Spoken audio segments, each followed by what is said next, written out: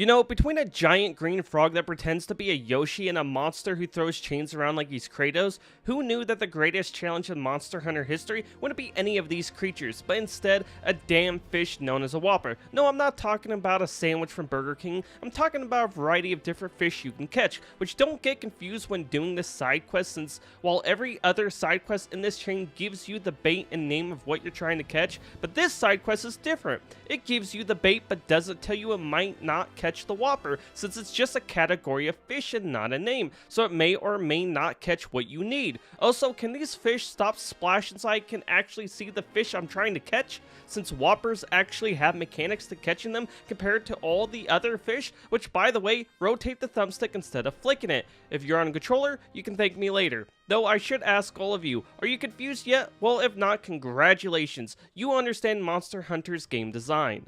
At one end of the stick, you have these incredibly deep systems that are a blast to engage with. On the other end, you have endless design choices that seem to do everything they can to fight the player every step of the way. But with that said, and with a spoiler warning for those of you who may be making your way through the game or plan to pick it up, since there will be spoilers in this review, after spending over 100 hours with Monster Hunter Wilds, completing the story, every optional hunt, and side quest, this may be my favorite game in the series despite some of its glaring flaws. Though before going into those flaws, I want to dive into what is easily my favorite part of any Monster Hunter game, the combat. So unlike a lot of games, it's hard to really point to one thing and say this is how the combat plays in Monster Hunter. The reason I say this is because I always look at each Monster Hunter title almost like a Zelda game. While you have similarities across all the titles, you get these different mechanics that the games are built around that fundamentally changes up the gameplay, which in Monster Hunter Wilds comes in a variety of forms. First, you have the brand new wound system, which where over time as you damage a monster, these glowing wounds will open up on their bodies that you can attack either normally for bonus damage or attack with a focus strike for a special move that stops a monster in its tracks as you perform the attack, which could be incredibly satisfying depending on the weapon.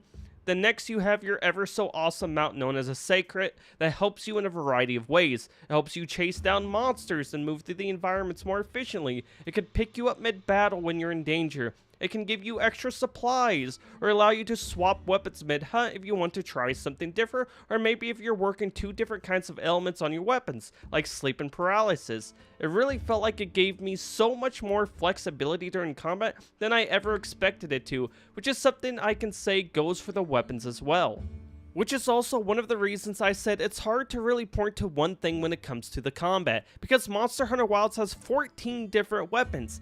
Each weapon is like its own game to master because none of them play the same, and even going from one game to the next, they can have differences that fundamentally change how they feel, which when paired with the wide variety of monsters you fight, it really makes each encounter feel like a dance you need to master, a dance mechanically that I feel few games can even match, which is why I love the monsters in these games so much, because of the continued approach to treating them like they are real. If you're new to the series, this might not make sense, but as someone who has played many Monster Hunter games over the years, I'm at the point where I can see a monster's design and understand how it's going to fight me in the environment, because every detail on these monsters aren't just to make them look cool.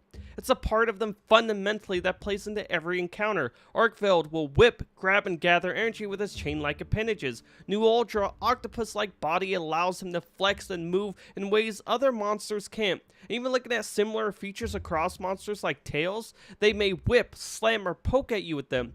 It really adds such a cool dynamic to the gameplay that makes fighting these monsters so much fun to me.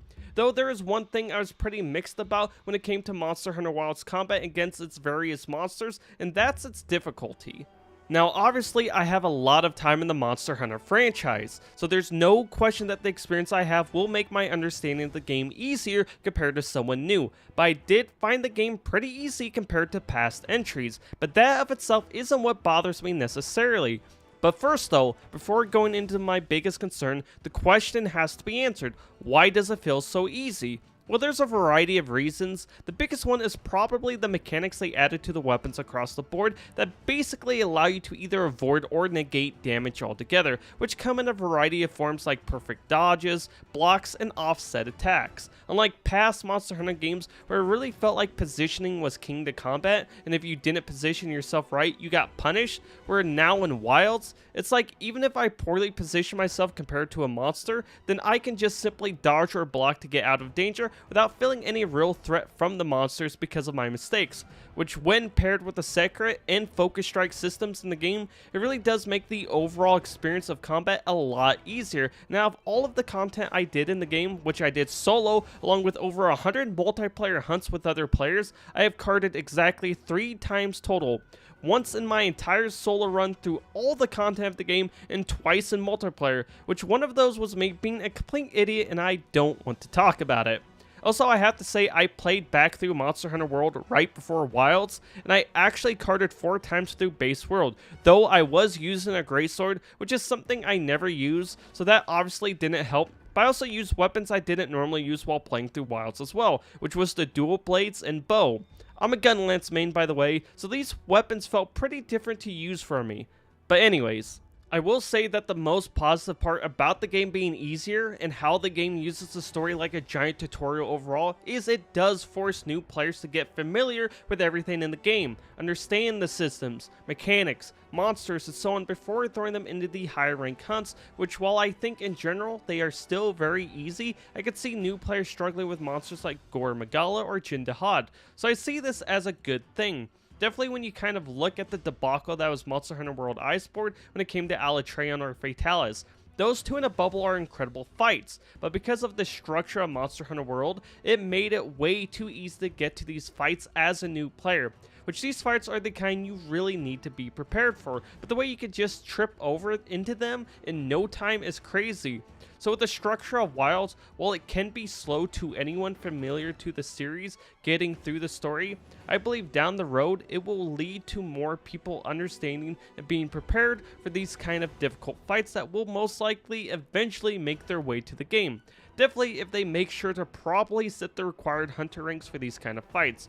Though to now get to what is the most negative part of the difficulty for me is the multiplayer aspect of the game. I love playing multiplayer with random people. Jumping in and going on a hunt is an absolute blast to me, but because of how low monsters' HP seem to be, or maybe it's the damage people can output, outside of fighting something like a tempered Gore Magala, it almost feels like a waste of time jumping in a multiplayer hunt. I say this because I enjoy the combat and engaging with monsters, but that rarely happens in multiplayer in this game. It seems like every monster is fighting for its life to do anything against us, so I strongly prefer to play solo in this game so I can feel something, which is also how I think at least for a first playthrough you should experience the game. Monster Hunter Wilds and just any Monster Hunter in general is best experienced I believe solo first, because it's such a cool experience that doesn't feel like any other game. Learning the monsters' patterns, and when they are almost finished, how your weapon and mechanics of the game work, all of this is so much better experienced solo before jumping into multiplayer. Though if the game does get a little difficult, but you don't want to play with other players who might be overpowered, you can bring in bots to fight alongside you, which is really nice to see. But I've rambled on enough about the combat, let's take a detour now on over to the story side of things.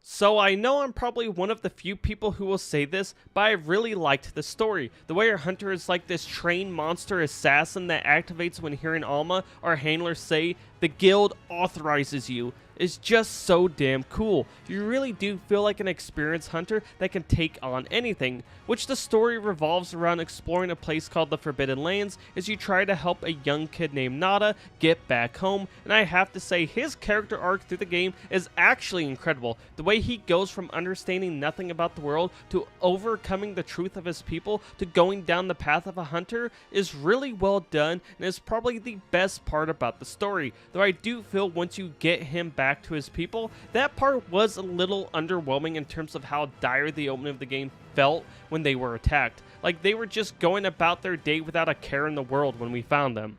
Now obviously I'm being a little nitpicky here and maybe over exaggerating a little bit, but it's just how I felt when experiencing that moment.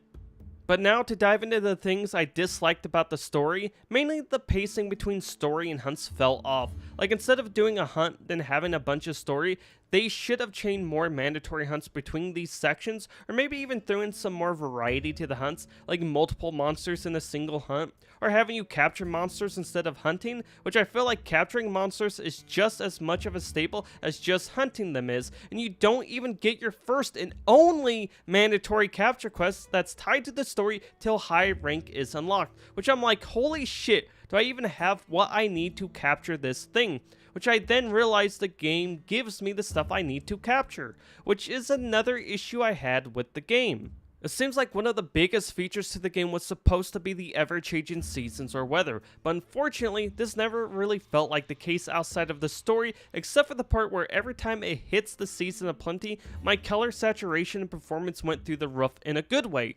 Since performance, at least for me, while not terrible, was definitely somewhat inconsistent on my Xbox Series X, then in terms of color palettes, this game can have a very mute tone at times during certain conditions. But getting back to the seasons, I wish there would have been more incentive to play with this system as a player. Because when you're out exploring, you have these customizable tents you can place where you can rest to change the time of day and season of an area, which when you do this, you will have different creatures you can see and materials you can gather. But the problem is it just never felt necessary to really do any of that outside of just for the fun of it. I say this because I always felt like I had all the materials I needed at my camp, or what was given to me for the hunt I'm on was plenty enough. Like I never felt like I needed to go gather stuff to craft anything I really wanted, which by the time you get to the end of the game through both low and high rank, you can walk straight to Alma to join players' investigations for optimal material farming instead of going out to get your own to do the same. You can talk to Nada to collect resources instead of going out to get your own, and so on. So while the concept of wilds is really cool, and I'm not saying it's 100% pointless to go do these things yourself, I just feel it gets somewhat forgotten by the time you get to the end of all the content. Which another thing that disappointed me was how overpowered the Palicos felt right from the start. As much as I loved how customizable they were in like Monster Hunter Worlds, I'm not against the streamlined approach they took in Wilds with simplifying that customizable aspect of them, but at least let me build up their overpowered skill set. Later on in the game, you get multiple quests to help improve your Palico skill set, but why isn't that something that's sprinkled throughout the entire game? It would have been nice to have a few story moments just between your hunter and Palico where he asks you to help him get stronger so he can help you face whatever comes next. You're already going all in on building up all the characters throughout the story, so why not focus on that aspect of the game a little more early on instead of throwing in some side quests later on that makes an already powerful Palico even stronger. Then moving on from there, if there's one last thing that has truly disappointed me about Monster Hunter Wilds, and has disappointed me about the series as a whole for a long time, it's the needlessly overly designed UIs. It's crazy how complicated these things are. No wonder the game is so easy. Navigating the UI is the real challenge of the game. Like, did the health bars need to be a glowing squiggly line? Did the most important settings for the game need to be buried in menus like changing how your Seikret's movement works? Also, why are there endless pop-ups that block my access to my map since they are tied to the same button, which I highly recommend you bind your map to a hotkey on a radial menu so you can avoid this, but that's besides the point. What I'm getting at is the fact it just seems like Capcom can't get out of their own way when it comes to game design. Also, why are we still doing paid vouchers to edit our characters? On PC, you could just mod your character and re-edit them whenever you want with no punishment, so it just seems like a slap in the face to console players. Like, these constant strange choices Capcom makes, I will never understand. But despite all of this, I'm still going to recommend Monster Hunter Wilds, because the gameplay is that good. It's an experience other games have yet to truly capture on the same level, and it's an experience I just can't help but keep going back to for more. Plus, because because of how beginner-friendly Wilds is between its gameplay and even endgame farming that's as straightforward as it gets, it has never been a better time to jump into this franchise. Though between all of the world building and setups, thanks to the story alongside the new mechanics added to the game, I believe what will ultimately decide how well Monster Hunter Wilds does over the years is how Capcom expands on all of these aspects of the game, and I for one will absolutely be there to see how all of it unfolds. But for now, I'm going to focus on chasing down the Dino Crisis remake.